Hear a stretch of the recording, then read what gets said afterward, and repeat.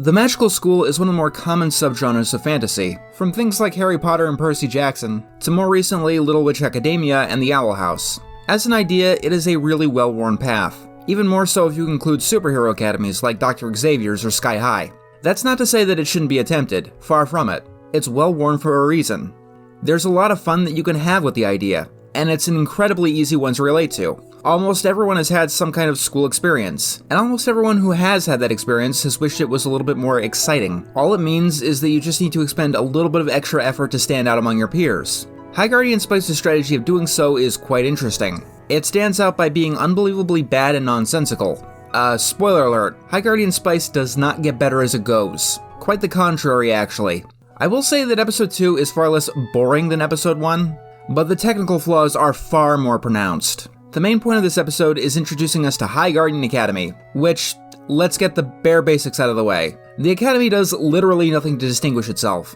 It doesn't have that identity that Hogwarts has, or even Demon School. High Guardian Academy is just a high school. It has a couple of unique, interesting set pieces, but that is literally every high school in fiction. The Succubus's class doesn't look too far off from Professor McGonagall's, or even Caraway's. The Blacksmith's Forge looks like a blacksmith forge. For what it's worth, the backgrounds and such look fine. They are aesthetically drawn well, and they definitely put more attention to that than the actual animation. But beyond that, High Guardian Academy was designed like it was the first magical school ever made, when we've been flooded in magical school stories since the 1990s.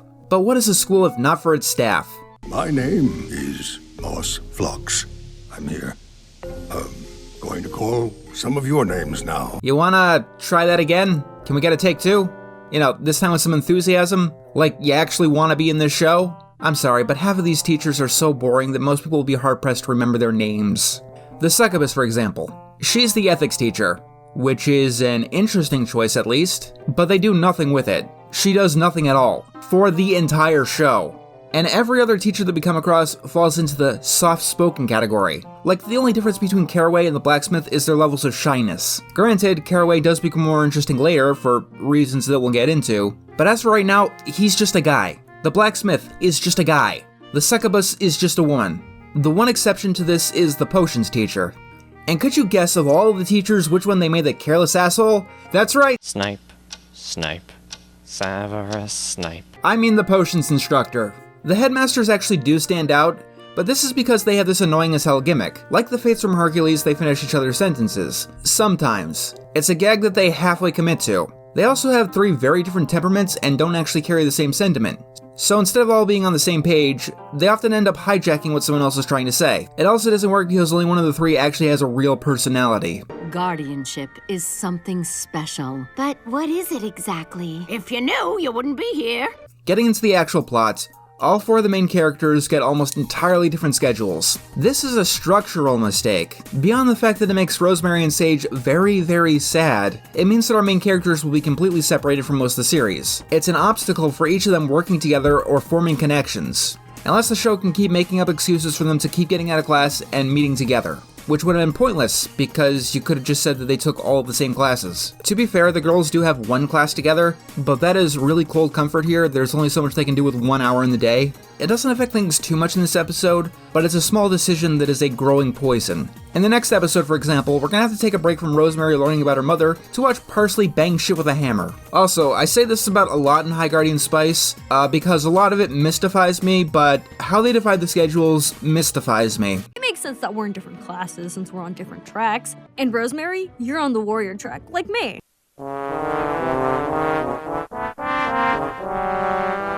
No 2 Guardians have the same schedule. So both Rosemary and Parsley are on the same track, the warrior track, I get that. But even though they're both on the same track, they have different classes. Parsley has to go to smithing because... You don't need rules when your face is a blowtorch. And Rosemary has to go to ethics, despite the fact that they are on the same track. I feel like I'm being gaslit. You are going against what you are establishing, literally in the scene that you established it. It's like saying you're going to McDonald's when instead you decide to swerve and drive off a bridge.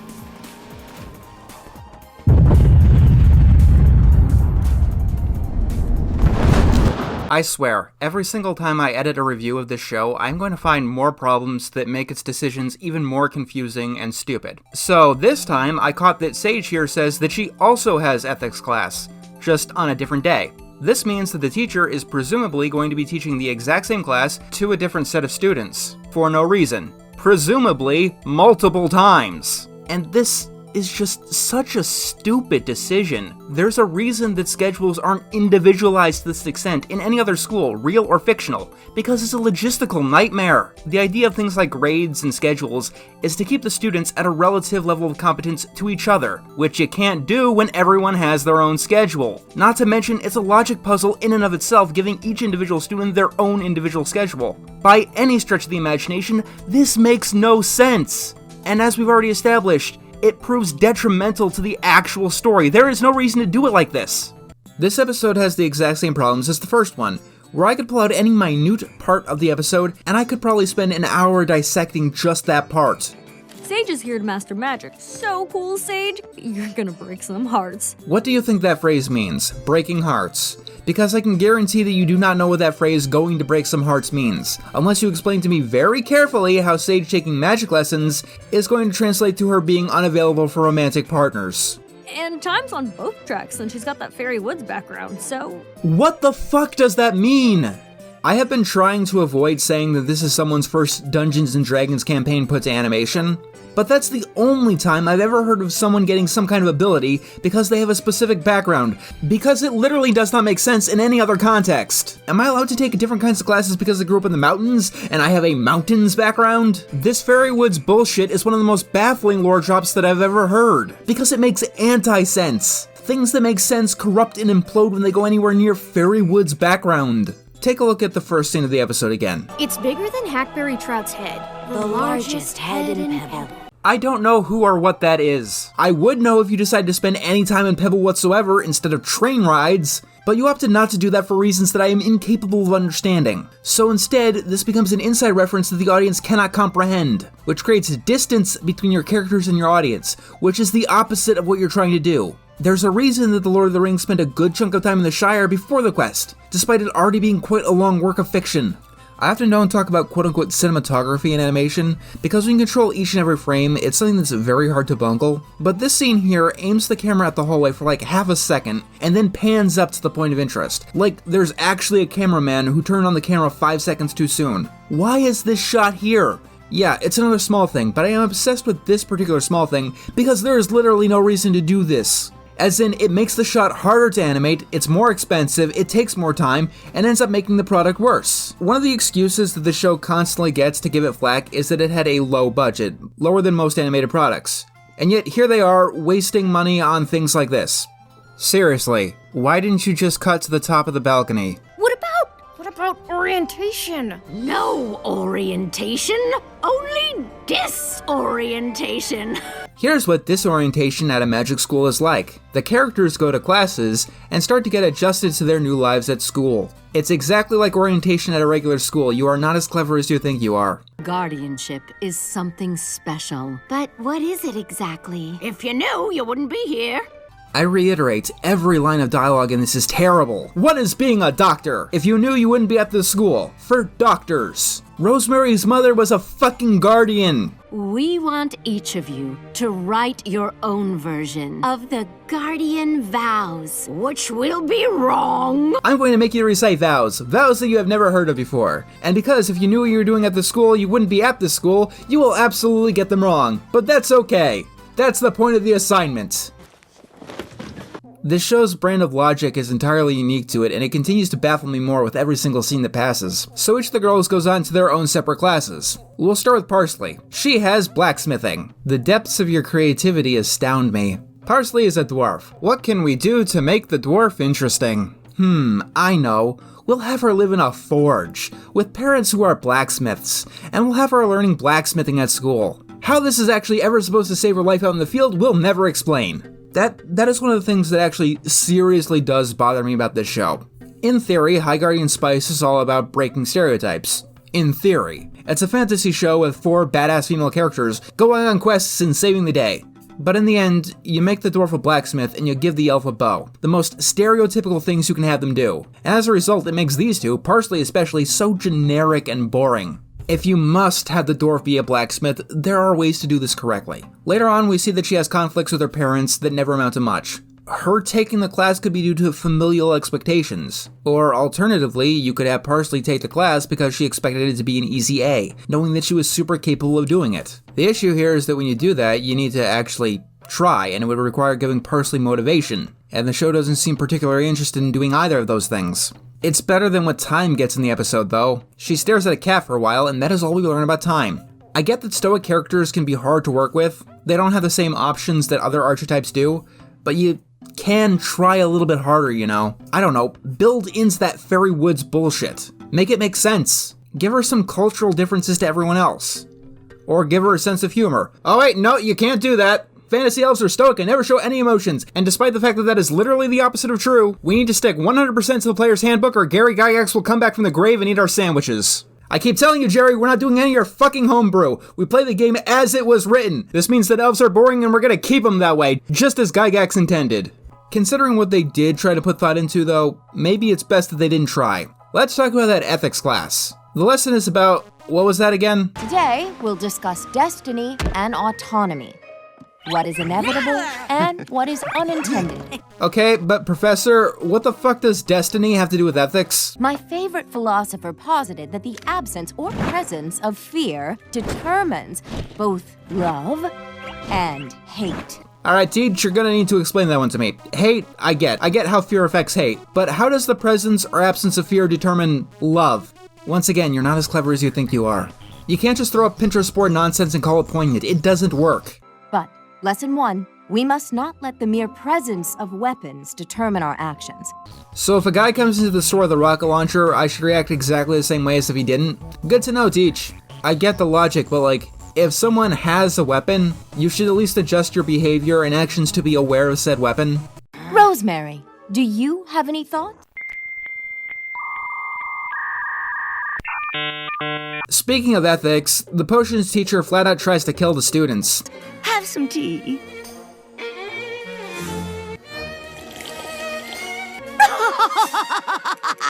Did you enjoy your poison? This is one of the more infamous parts of the show, and it's one thing that everyone else I had watch it got hung up on. Yes, I had other people watch this show with me, and yes, I am going to hell for that.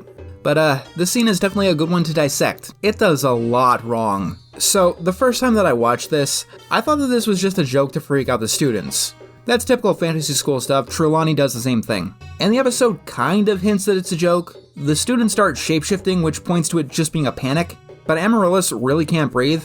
Also, at every single opportunity, the teacher does reinforce that yes, this is poison, and if they don't concoct this antidote, they really will die. What is this? It's where you indicate the kind of flowers you prefer at your funeral.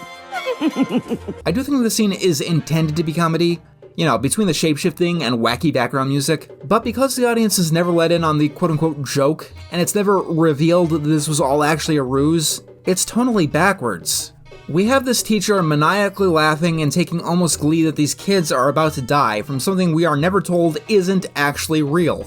I mean, if you wanted to take this seriously, you could. At the end of the episode, it is established that out in the field, guardians can legitimately die. Hemlock had a point, though.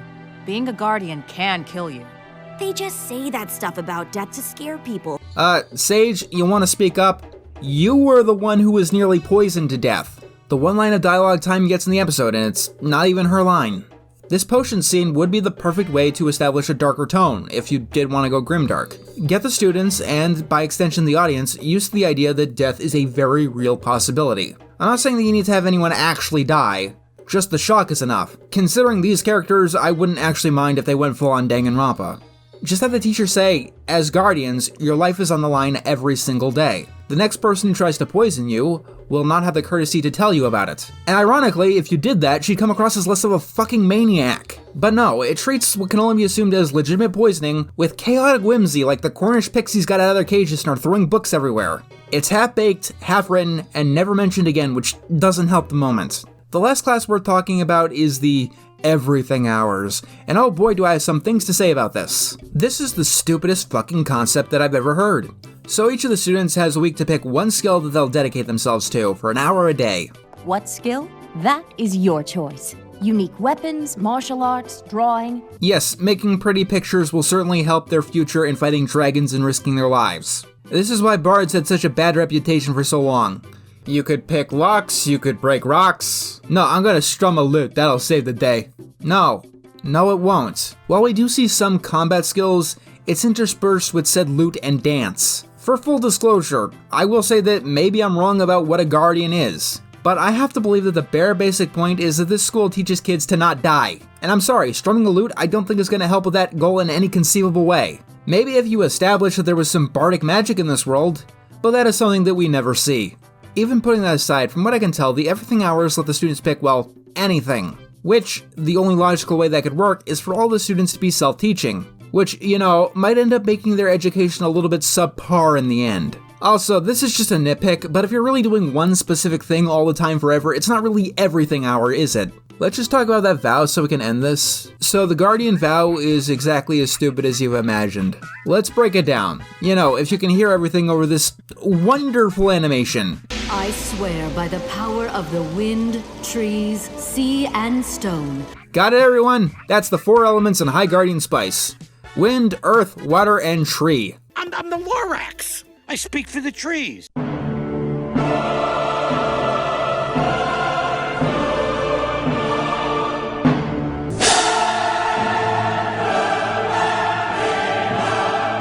I promise balance. Keep history alive and never be constrained by its relics. Lots of old magic folks out there, too.